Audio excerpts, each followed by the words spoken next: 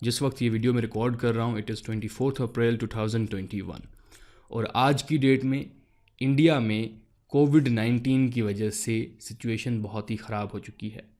21 April کو India 3 lakh cases single day میں report کر کے دنیا کے ہائیسٹ سنگل ڈے اسپائک کو ٹچ کرتا ہے۔ اب یہ مانا جا رہا ہے کہ ایکچول کیسز تو اس سے کئی زیادہ ہے۔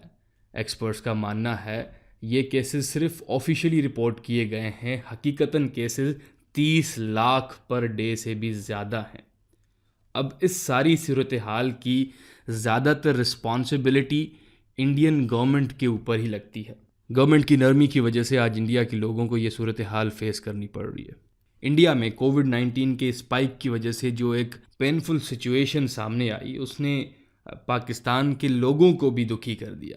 ہم نے انٹرنیٹ پہ دیکھا کہ ماس کریمیشن ماس لیول پہ برننگ کی جا رہی ہے ڈیڈ باڈیز کی، انڈیا کی طرف سے تصویریں سرکولیٹ ہو رہی تھیں انٹرنیٹ۔ عام لوگوں کے ایسے ویڈیوز سامنے آ رہے تھے جو اپنے پیاروں کی ڈیتھ باڈی کے سامنے رو رہے ہیں، جن کی ڈیتھ اس وائرس کی وجہ سے ہوئی ہے۔ اور اسی بیچ انڈیا کے اس پولیس آفیسر کی ویڈیو سامنے آئی جس میں وہ مسلمانوں کو، مسلم روزے داروں کو یہ ریکویسٹ کر رہے ہیں کہ ہمیں آپ کے دعا کی ضرورت ہے۔ اور مجھے یقین ہے، میں نے سنا ہے تراویح کی نماز ہوتی ہے بہت جلدی سنی جاتی ہے، تو تہہ دل سے آپ نماز میں یہی مانگنا کہ یہ کورونا ہمارے شہر سے، ہمارے دیش سے چلے جائے۔ اور ساتھ ہی ساتھ یہ تصویریں گردش کر رہی تھی کہ انڈیا کے ہاسپٹلز نئے مریضوں کو ایڈمٹ نہیں کر رہے کیونکہ ان کے ہاسپٹلز میں آکسیجن سلنڈرز کی کمی ہے۔ ساؤتھ ایشیا کا ایک نیوکلیئر کنٹری جس کے لوگ آکسیجن کی کمی کی وجہ سے اپنی جان گنوا رہے ہیں، اور دوسری طرف ساؤتھ ایشیا کا نیوکلیئر کنٹری جس کے لوگ ویکسین کی کمی کی وجہ سے اپنی جان گنوا رہے ہیں۔ وی نیڈ ٹو ریوزٹ اور پریورٹیز ڈسپائٹ اور پولیٹیکل ڈفرینسز۔ یہ جو ہرٹ بریکنگ ایپیسوڈ انڈیا میں ہوا ہے اس نے پاکستان کے لوگوں سے انڈیا کے لیے مورل سپورٹ کو جنریٹ کیا۔ ایون ایدی فاؤنڈیشن پاکستان نے انڈین پرائم منسٹر مودی کو یہ لیٹر لکھا کہ آپ بارڈرز کو اوپن کریں کہ جیسے ہم 50 ایمبولنسز انڈیا کی طرف بھیج سکیں جو آپ کی اس وائرس کے خلاف جنگ میں ہیلپ کریں اور ہماری طرف سے یہ کنٹریبیوشن ہو۔ نہ صرف ایدی فاؤنڈیشن بلکہ پاکستان کی پوری عوام انڈیا کے لوگوں کے ساتھ کھڑی ہے اس مشکل گھڑی میں۔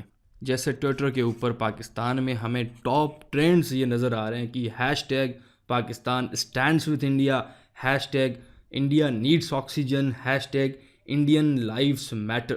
پاکستانی انڈین لوگوں کے لیے دعائیں کرتے ہوئے ہمیں نظر آ رہے ہیں۔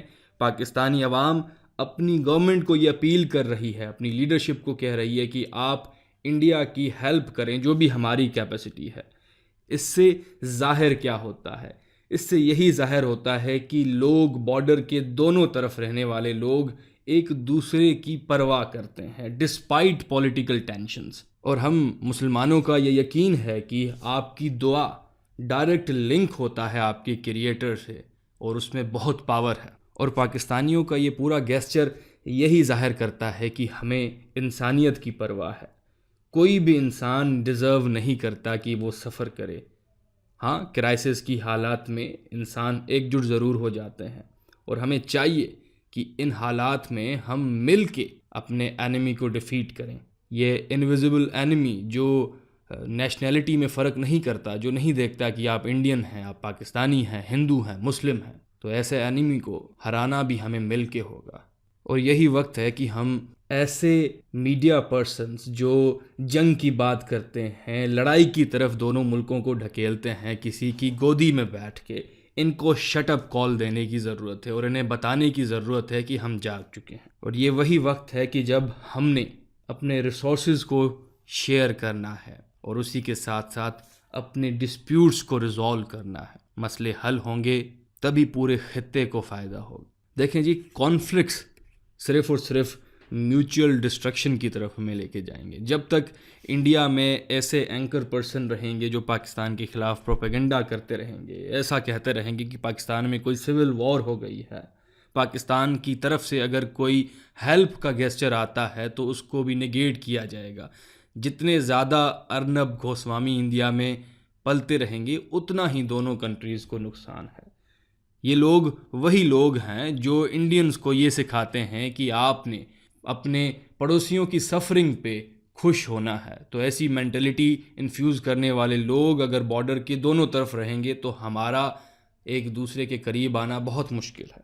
اب اس مشکل گھڑی میں امید یہی کی جا رہی ہے کہ پاکستان کی گورنمنٹ پاکستانی لوگوں کی اپیل کو سنے اور جو بھی ہمارے اویلیبل ریسورسز ہیں ان سے انڈین سٹیزنز کی ہیلپ کرے، اور ساتھ ہی ساتھ ہماری گورنمنٹ کو انڈیا کی گورنمنٹ کی نااہلی سے سیکھنے کی ضرورت بھی ہے، کیونکہ پاکستان اس لیول کا کرائسس افورڈ نہیں کر سکتا۔ ساؤتھ ایشیا کو مل کے یونائٹ ہو کے اس جنگ کو جیتنا ہے۔ اللہ حافظ۔